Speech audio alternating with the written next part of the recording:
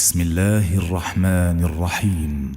Пайғамбарымыз саллаллаху алейхи вассалам Мәдинаға келген кезде, сіздер білесіздер, Мәдинада түскен аяттар бар, сүрелер, Меккеде түскен сүрелер бар. Меккедегі түскен сүрелердің көбі неге шақырады? Ла илаха иллаллахқа шақырады. Тозақ пен жәннат бар, жақсылық пен жамандық бар. Ширк етпеңдер, Құдайға қарсы шықпаңдар, аспандарға қараңдар, жерлерге қараңдар. Оның бәрін жаратқан кім? Алла Тағала. Аллаға бағыныңдар, Аллаға итағат етіңдер, Алла Тағаланың әмірімен жүріңдер деп не қылды? Аяттар түсті. Ал Мәдинаға түскен кезде Мәдинаның сүрелері қандай басталды? Намаз оқу. Аллазина юъминуна бил гайби ва юқимуна салата ва юътуна заката. Яғни олар намаз оқу берілді. Шариғатты үкімдер түсірілді. Намаз, ораза, зекет, қажылық, некелесу, талақ, сауда сатық, мирас, немене барлық нәрсе қайда түсті? Мәдинада түсті. Намаз парыз болды. Осы қай қалада? Мәдина қаласында намаз, 5 уақыт намаз оқу парыз етілді. Сонда пайғамбарымыз саллаллаху алейхи вассалам не қылды? Міне енді алхамдулилля жаны мен тәні мен Аллаға бет бұрды. Пайғамбарымыз саллаллаху алейхи вассалам мұсылмандарды қызықтырды. Қызықтырған кезде, намаз оқуға қызықтырды. Сіздер білесіздер, мен тахаджуд деген намазы бар. Түнгі намазында тұрып, намаз оқитын болсаң, қалай сауап аласың, үлкен сауаптарға ие боласың. Пайғамбарымыз саллаллаху алейхи вассалам тахаджуд намазы не қылған жоқ? Қалдырған жоқ, тастаған жоқ. Міндетті түрде оқып жүрді. 5 уақыт намаз парыз болғанға шейін тахаджуд намазы бізге не болды? Парыз ретінде келді. Пайғамбарымыз түнгі намазға тұрып, мұсылмандармен намаз оқыды. Ал енді 5 уақыт намаз парыз болды ма, тахаджуд намазы бізге не болды? Сүннет болды. Тұрсаң не болады? Жақсы болады. Тұрмасаң немене? Күнә болмайды деген секілді. Бірақ пайғамбарымыз саллаллаху алейхи вассалам кішкентай жұмысқа болса да не қылды? Мұсылмандарды қызықтырып отырды. Сіздер білесіздер, пайғамбарымыз саллаллаху алейхи вассалам түнде намаз оқыған кезде аяғы не болып кетті? Ісіп кетті. Екінші версиясында аяғы жарылып кетті. Сонда Айша анамыз радиаллаху анхум сұрады: "О Аллахтың елшісі, қайтесіз сіз өзіңізді қинап?" деген секілді. Алла Тағала сіздің бұрынғы істеген күнәларыңызды, істейтін күнәларыңызды не қылды? Кешірді. Демалыңыз сізге деген. Сонда пайғамбарымыз саллаллаху алейхи вассалам не деді? Афала ухиббу ан акуна абдан шакуран деді. Мен жақсы көрмеймін ба? Иманды, яғни осы шүкір ететін пенделердің арасында болғанды мен қаламаймын ба деді. Яғни пайғамбарымыз саллаллаху алейхи вассалам омен шектелген жоқ. Не қылды? Одан есе тақуалығын көбейтті. Алла Тағала оны жаннатқа кіргізуді итак кіргізді. Машалла, бисмилля. Тірі кезінде пайғамбарымыз жаннатты көрді, жаннатқа кірді, жаннатта болды пайғамбарымыз саллаллаху алейхи вассалам. Ол жаннати адам. Өйткені бізге шапағат тілеуші. Сіздер білесіздер, Мәуліт айында біздер айттық. Бір тайпа кісілер шығады дейді. 5 пайғамбарға барады дейді. 5 пайғамбарға барады дейді. Ең бірінші адамға барады. Адам, бізге шапағат тілеші. Сен адамсың ғой, сен адамзаттың басы. Адам алейхиссалам айтады дейді: "Жоқ, маған жоламаңдар. Менің өзімнің қателігім бар. Алла Тағала жаннатта маған айтты, мына жеміске жолама деді. Мен не істеп қойдым? Жемісті жеп қойдым. Сонда маған жоламаңдар." Айтады, Адам алейхиссалам айтады екен: "Кімге барыңдар? Нух пайғамбарға барыңдар. Ол сендерге көмектеседі. Ол Надиулла. Нухқа келеді дейді. Нух, бізге көмек берші. Сен бізге шапағат тілеші." Сонда Нух пайғамбарда не дейді? Айтады: "Мен халқымды", сіздер білесіздер, Нух пайғамбар халқын неше жыл дінге уағыздады? 950 жыл дінге уағыздады. 1 жыл емес, 2 жыл емес, Құран кәрімде Алла айтады: "Альфа саната илля хамсина" дейді. 950 жыл дінге уағыздады Нух пайғамбар қауымын. Қойыңдар, пұттарға сыйынбаңдар, пұттарға табыңдар. Пысқырған жоқ, субханалла. Оның артынан ергендер немене? Былай айтқанда кедейлер мен аз болған кісілер ерді. Нух пайғамбар да айтады: "Жоқ, маған жоламаңдар, мен сендерге көмек бере алмаймын." Кімге барыңдар?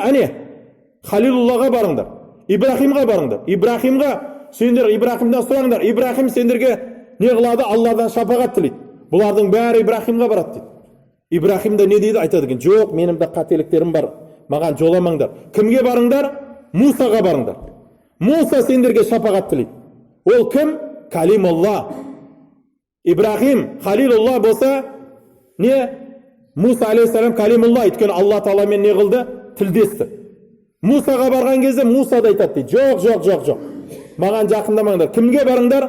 Лучше Исаға барыңдар. Не, Рухулла. Алла Тағала Исаға не қылды? Өзі жан берді. Оның әкесі жоқ. Оның тек қана анасы бар. Алла Тағала айтты, бол деді. Иса пайғамбар болды ананың ішінде, Мариям анамыздың ішінде. Сондықтан Исаға барыңдар дейді. Исаға келген кезде Иса да айтады дейді, жоқ, маған жоламаңдар.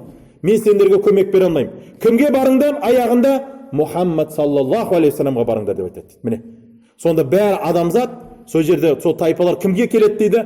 Мұхаммад саллаллаху алейхи вассаламға келеді дейді. Міне. Сонда пайғамбарымыз саллаллаху алейхи вассалам не қылады дейді? Сәжде етіп Құдайдан сұрайды дейді. Алла Тағала бұлардың күнәсін кешірші деп. Міне. Сонда кімдің шапағаты жүреді? Мұхаммад саллаллаху алейхи вассаламның шапағаты жүреді. Пайғамбарымыз бір хадисінде біздер өттік, айттық. Пайғамбарымыз барлық пайғамбарларды мақтады. Айтты. Нух Наджиулла, Ибрахим Халилулла, Муса Калимулла, Иса Рухулла, ва ма анна. Ал мен кіммін деген кезде пайғамбарымыз не деді? Мен Хабибулламын деді. Міне. Хабибулла деген кім? Аллахтың ең сүйіктісі. Хабиб деген ең сүйікті болған ол біздің пайғамбар Мұхаммад саллаллаху алейхи вассалам. Сосын айтты, ла фахра фихи. Мен Хабибулламын деді. Мен Аллахтың сүйіктісімін. Бірақ мен не қылмаймын деді? Мақтанбаймын деді. Міне. Машалла, кішіпейілдік, қарапайымдық. Сондықтан да құрметті жамағат, пайғамбарымыз саллаллаху алейхи вассалам ең бірінші біреуге бір нәрсені айтпастан бұрын өзінен бастаған. Біздер де дәл соны алуымыз керек. Бас муфтиміз міне бізге анұран тастады ма? Өзіңнен баста деді ма? Өзіңнен баста. Машалла, бисмилля. Бүгін жұмадағы уағызды сіздер білесіздер. Тілдің кесепеті деген. Тілдің зияндығы. Тіліңді сақта. Тіліңді сақта, машалла, бисмилля. Егер сен тіліңді сақтайтын болсаң, Алла Тағала, машалла, бисмилля, сені тозақ отынан сақтайды. Пайғамбарымыздың айтқан сөзі бар. Таңертең ұйқыдан тұрған кезіңде дейді, имам Термизиде Хасан жолымен келеді. Мына диненің бәрі айтады дейді тілге. Тіл, сен тіп тыныш жүрші деп айтады дейді. Сен бүгін тіп тыныш жүрсең, біз аман есен қаламыз дейді. Бәрін сен білдіресің, саған кім жауап беру керек? Сенің істеген қылмысыңа біз жауап беру керек. Көз синек болады, қол сынады, бұл айтқанда іштен таяқ жейсің. Тілді ешқашан таяқ жемейді ол. Ол тіл кіріп кетеді де бітті. Сайрайды да кіріп кетеді ол, бітті. Ал поймай меня, если сможешь деген секілді. Сондықтан біздің дінімізде міне пайғамбар саллаллаху алейхи вассалам келген кезде ең бірінші ол кісі нені өзгертті? Адам баласының ішкі әлемін өзгертті. Ішкі әлеміне қатты көңіл бөлді. Кішіпейіл бол, қарапайым бол, мейірбанды бол. Өйткені пайғамбарымыз саллаллаху алейхи айтты міне, кімде шаң секілді көпірлік болатын болса, о не қылмайды деді? Жаннаттың иісін иіскемейді деді. Міне астағфирулла. Көпірлік деген не міне? Мендік, мен, астағфирулла. Сен мендікпен ешқайда бара алмайсың. Аузубилля. Құдай сақтасын. Пайғамбарымыз мұсылмандарды 24 сағат тәрбиелеп отырды. 24 сағат реттеп отырды. Абдулла ибн Салам деген еврей болды, равин. Меккеде, Мәдинада өмір сүрген. Үлкен равин болды біздің тілмен. Хахом дейді оны арабтар. Хахом деген біздің тілмен айтқан кезде равин. Типа имам секілді. Бір өзінің синагоганың. Сонда сол кісі, пайғамбарымыз саллаллаху алейхи вассалам Мәдинаға көшіп келген кезде, ол кісі естиді. Мұхаммед кепті. Пайғамбар деп айтады өзі. Сосын бір-бірімен айтады дейді. Өтірікші ол. Ол самозванец ол. Какой ол пайғамбар? Аузубилля. Біздің пайғамбар ол Муса. По идее, еврейдерге келген пайғамбар не болды? Иса алейхиссалам болды. Жоқ, ол өтірікші деп айтады дейді. Сонда мына Абдулла ибн Салам не істеген? Ол айтады өмірбаянда. Мен дейді, олардың естігеніне мен қанағат етпедім, мен айттым дейді. Мен өзім барып не қылуым керек? Ол кісіні көруім керек. Қандай кісі екенді? Сонда сол равин еврей айтады. Сонда мен мешітке кіріп келдім дейді. Мешітке кіріп келген кезде Мұхаммедтің бетін қараған кезде мен бірдеңеге айттым дейді. Мына бет өтірікшінің беті емес деп айттым дейді. Міне. Яғни адамның фитраты таза ма? Машалла, егер сенің сана сезімің таза ма? Алла сенің жүрегіңді ашуға себепші етіп тұр ма? Міндетті түрде жүрегі ашылады иншалла. Сонда ол кім? Ол равин.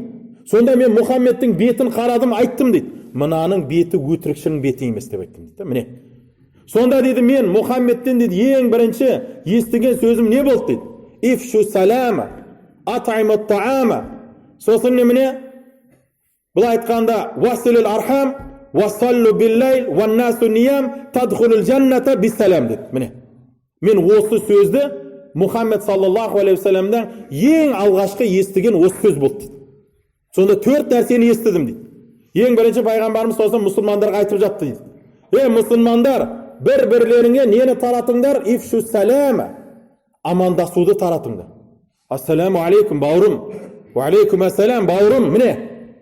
Бұлай тұрма беді. Бұқалар секілді ашулан. Ассаламу алейкум. Аузу билля. Мен сенің сәлеміңді алмайым. Мен сенімен дос болмайым. Аузу билля. Сен адасқансың, жатыр. Астағфиру. Ассаламу алейкум. Сәлем беру сүннет. Сәлемге жауап беру важib. Сәлемге егер мысалы 10 кісі отырмыз ба, біреу кіріп келді, айтты ассаламу алейкум деді, барып тишина. 10 кісі күнәһар болады, астағфирулла. Арамыздан біреу айтса, ва алейкум ассалам десе бітті. Иншалла мойнымыздан не қылады ол? Біздің мойнымыздан түседі. Міне, ең бірінші ана кісі айтады. Мұхаммедтің аузынан естіген сөзім ифшу салама. Бір-бірлеріңе амандасуды көбірек айтыңдар. Басқа бір хадисінде пайғамбарымыз айтты амандасуды. Ифшу салама байнакум тахабу деді. Бір-бірлеріңе амандасуды көбейтіңдер. Сонда бір-бірлеріңді не қыласыңдар деді, жақсы көресіңдер. Сосын мына Абдулла ибн Салам не дейді? Екінші менің естіген сөзім қандай болды? Айтамат таама. Тамақ беріңдер. Тамақ беріңдер. Мұқтаждарды тамақтандырыңдар. Бір-бірлеріңді тамаққа шақырыңдар. Қонаққа шақырыңдар. Тамақ беріңдер. Неге өйткені тамақ берген біздің қазақ ол сүннетті қатты ұстанады, машалла. Бізде қонаққа шақыру омыртқа дейді, құрмалдық дейді, анау дейді, мынау дейді, шақыра береді, машалла, бисмилля. Ол мүмкін жақсы нәрсе. Бірақ оны әрине мұқтаждарға, кедейлерге егер біздер шақырып соларға беретін болсақ, нұрдың үстіне нұр болады, иншалла, Құдай қаласа. Пайғамбарымыз сосын бұл жерде атаймы таама деген мұқтаж кедейлерге не ұмытып жүрме, соларға тамақтандыру. Үшінші не деді? Василул архам. Туған туысқандармен тату тұрыңдар.